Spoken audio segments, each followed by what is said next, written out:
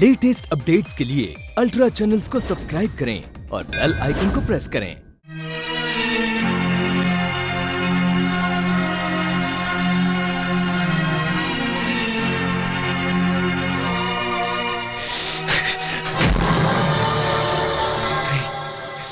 मुझे प्यार नहीं हो सकता, मैं प्यार नहीं कर सकता, ये धोखा है। कहाँ है?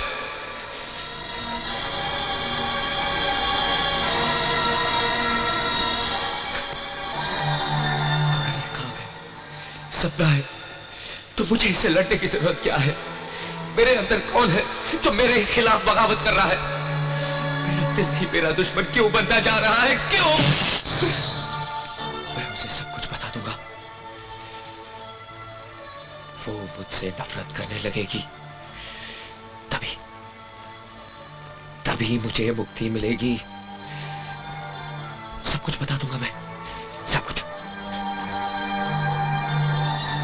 मैं तुम्हारी जान का सौदा कर चुका हूं, मैं यहां तुम्हारी हत्या करने आया था।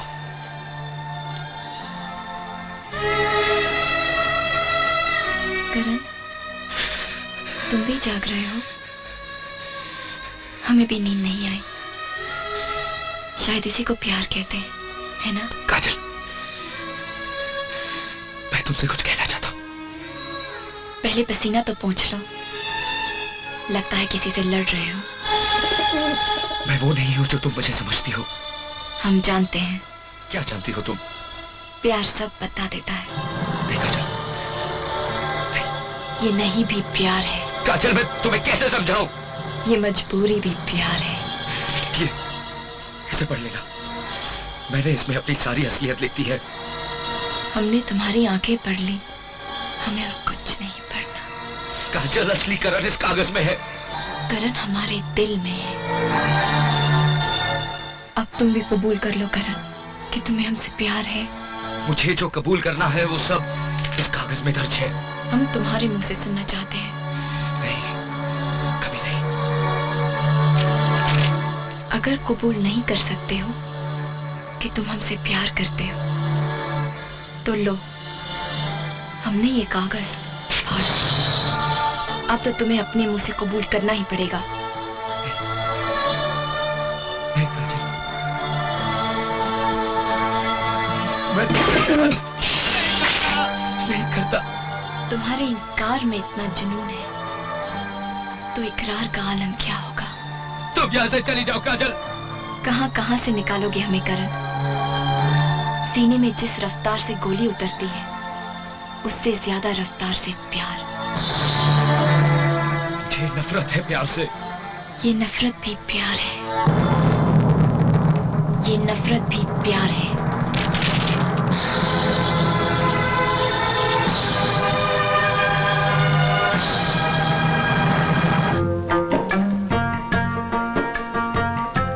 और रामायण जैसे ग्रंथ की रचना की।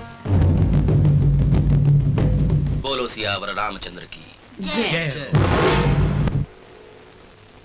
करण, तुम भी आओ।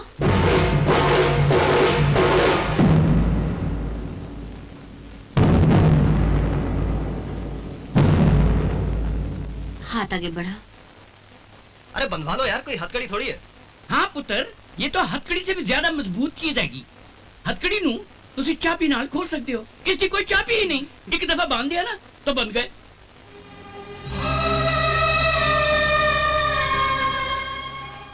ये मौली भी कितनी प्यारी चीज है। देखने में तो सिर्फ एक रंगीन धागा है, लेकिन इसमें कितनी दुआएं, कितनी मिन्नतें, कितनी शक्ति बंधी है। जिसके हाथों में बन जाए उसका कभी अमंगल नहीं हो सकता, और उसके हाथों से भी कभी अमंगल नहीं हो सकता। देखा काजल, अपने देश में हर चीज का मीनिंग है।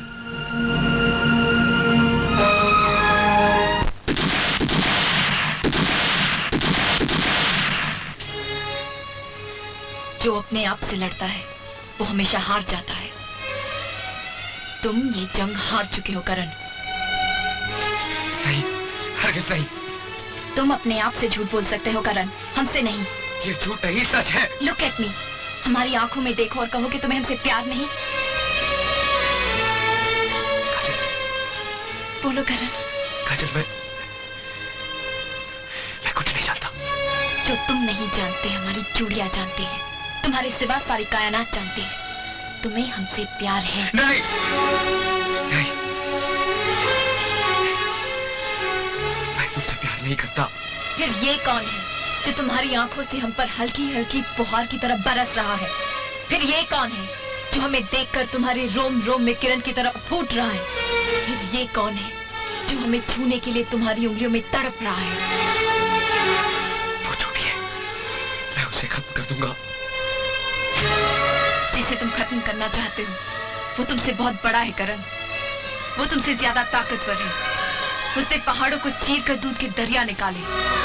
उसने तपते रेगिस्तान को अपने नंगे पैरों का महरम बनाया। उससे टकराकर पत्थर भी टूट गए। वो आशिक है करण, आशिक। मुझे नफरत है उससे। क्योंकि तुम्हें प्यार है हमसे। कबूल कर लो करण कि तुम हमसे प्यार करते हो। मर जाऊंगा लेकिन कबूल नहीं करूंगा। ऐसी कसम मत लो जो तुम निभा न सको। टूट जाऊंगा लेकिन कसम नहीं तोड़ूंगा। तो हमें भी इस नदी की कसम हम तुमसे कबूल करवा कर रहेंगे। ये सोनी महिवाल की नदी है। प्रेमियों के लिए इसका जल गंगा जल से भी पवित्र है। आज इस जल को हम अपनी हथेली में उठाकर सौगंध खाते हैं। अगर हमारी हथेली का जल गिर जाने तक तुमने कबूल नहीं किया तो हम समझेंगे हमारा प्यार झूठा है।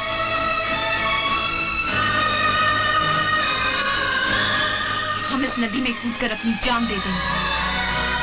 इस जल की एक एक बूंद में हमने अपनी एक एक सांस रख दी है। और जब तक ये जल हमारी हथेली पर है, हमारी जान हथेली पर है।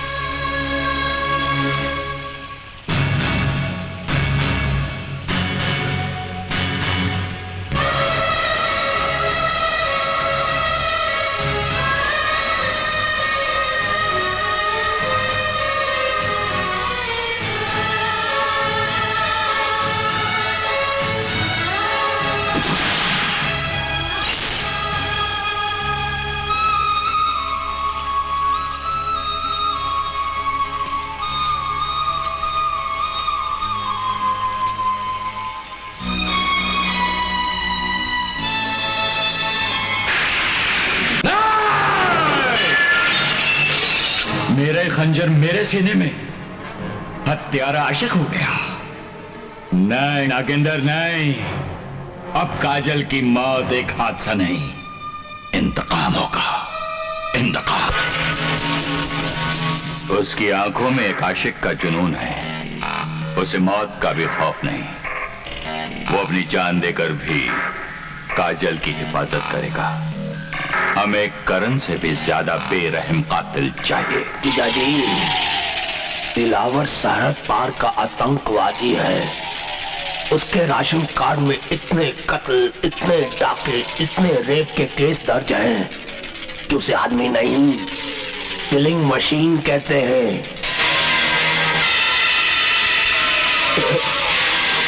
दिलावर, मौत और दिलावर बताकर नहीं आते। काम काजल की मौत, कीमत जो तुम चाहो। जीजाजी करण वो भी मरेगा।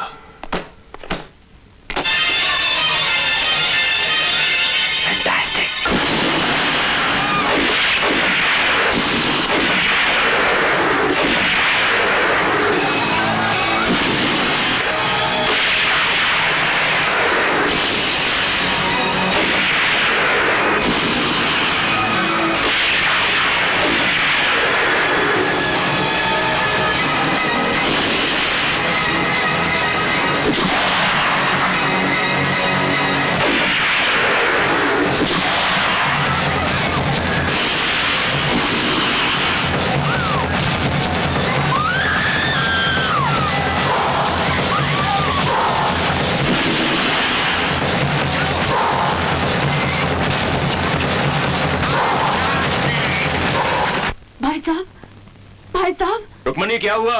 जल्दी चलिए भाई साहब, यहाँ अनर्थ हो गया है। अरे पर क्या हुआ, कुछ बोलो तो सही। काजल मेले में गई थी, वहाँ गोलियां चल गई।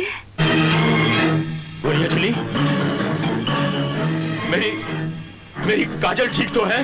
काजल का कहीं पता नहीं चल रहा है साहब, वो भी लापता है। वो भी लापता है? हाँ, हाँ। तुम हौसला रखो, मैं आ रहा हूँ।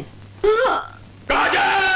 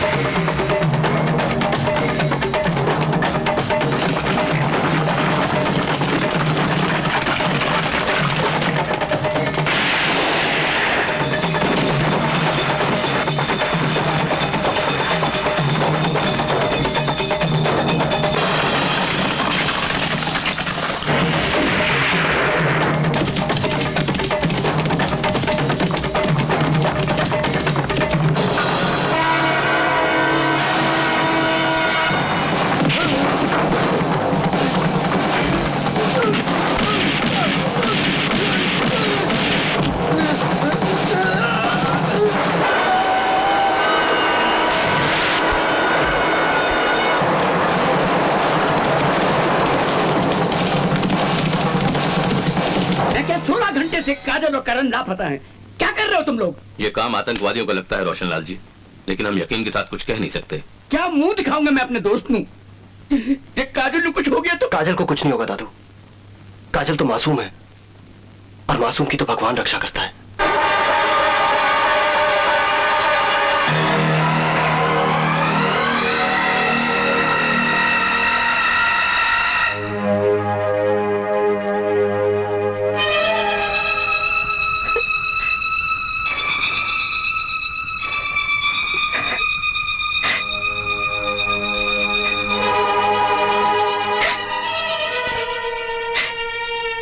क्या कर हमारी खातिर ने हाथ चला ली।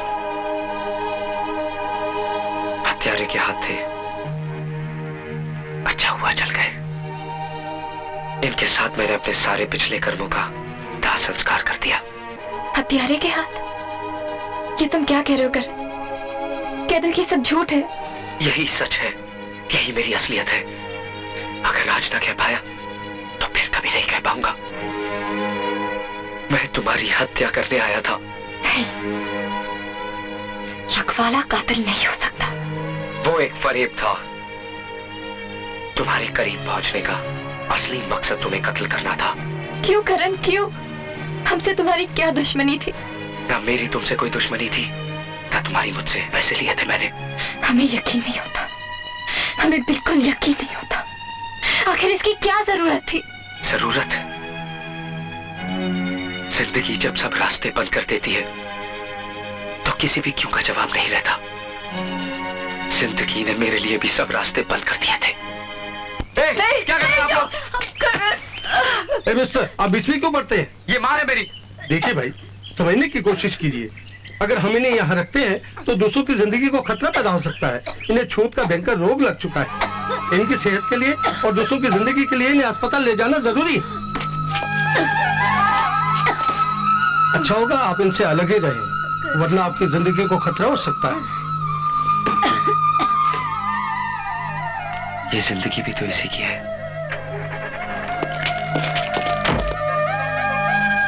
मेरी दुनिया मेरी माँ से ही शुरू होती और मेरी माँ पर ही खत्म हो जाती।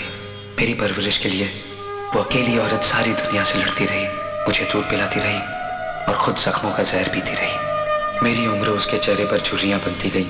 वो मेरे लिए बड़ी बड़ी किताबें लाती ताकि मैं पढ़ लिख कर बड़ा आदमी बन सकूं। लेकिन उन किताबों को खरीदने के लिए वो हर तकलीफ, हर मुसीबत बर्दाश्त करती रही। न जाने कब से बीमार थी, लेकिन उसने मुझे कभी पता नहीं चलने दिया। कहीं कोई ईश्वर था जिसे सब पता था, जो ये सब देख रहा था, फिर भी चुप था। धीरे धीरे जख्म नासूर बन गए और ईश्वर देखता रहा। माँ, मुझसे बर्दाश्त नहीं होता बेटा, मुझे मार क्यों नहीं डालता भगवान?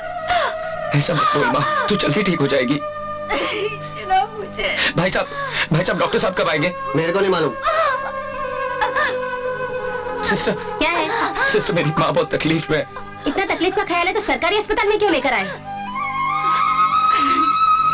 मेरा गला खोल दे, मुझे मुक्ति मिल जाए। जाएगी और तुझे भी मार डाल मेरी माँ मुझसे मौत मांग रही थी, ना मैं उसे मौत दे सकता था ना हराम। उनको जो बीमारी लग चुकी है उसका इलाज बहुत महंगा है। अगर अपनी माँ की जिंदगी चाहते हो तो वो इंजेक्शन ले आओ जिससे तुम्हारी माँ के दर्द को छुटकारा मिल सके। इंजेक्शन मेरी माँ की जान बचा सकते थे, लेकिन इंजेक्शनों के लिए चाहिए था पैसा, बहुत सारा और बहुत जल्द, जो ना तो तुम्हारे बड़े पापा की नौकरी दे सकती थी और ना ही मेरे आदर्श। इधर दर्द बर्दाश्त से बाहर होता जा रहा था, और जिस दिन दर्द बर्दाश्त की उस हद से गुजर गया जिसे माँ कहते हैं, मेरा ईश्वर मर गया। और जब मेरा ईश्वर मर गया तो मुझ पर इंसान बनने की जिम्मेदारी भी नहीं रही, और मैंने अपने आदर्श, अपनी इंसानियत, अपना ईमान बेचकर तुम्हारे दुश्मनों से तुम्हारी जान का सौदा कर लिया। मैं तुम्हारी मौत बनकर आया था, लेकिन तुम मेरी जिंदगी बन गई। मैंने कातिल को मार दिया काजल, मैंने कातिल को मार दिया। अब सिर्फ करण है जिसकी जिंदगी का एक ही मकसद है, तुम्हारी जिंदगी की हिफाजत। मैं तुम्हारे दुश्मनों को एक एक करके खत्म कर दूंगा। तुम्हें जिसे खत्म करना था तुम कर चुके, अब तुम किसी को भी नहीं खत्म करोगे, किसी को नहीं। हम दोनों बड़े पापा के पास जाएंगे, हम उन्हें सब कुछ बता देंगे। बड़े पापा को अपने दुश्मनों से निपटना आता है करण। ये दुश्मन कोई और नहीं बल्कि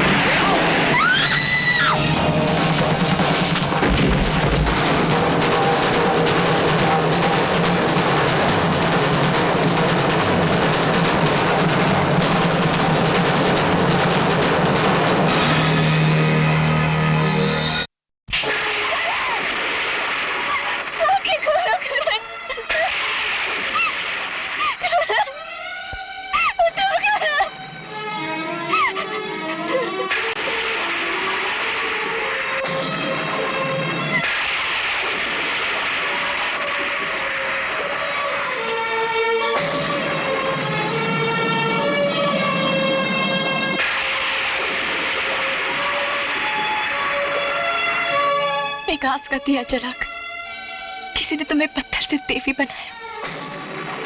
ये दिया मेरे करण की सांस है मां, ये दिया बुझ गया।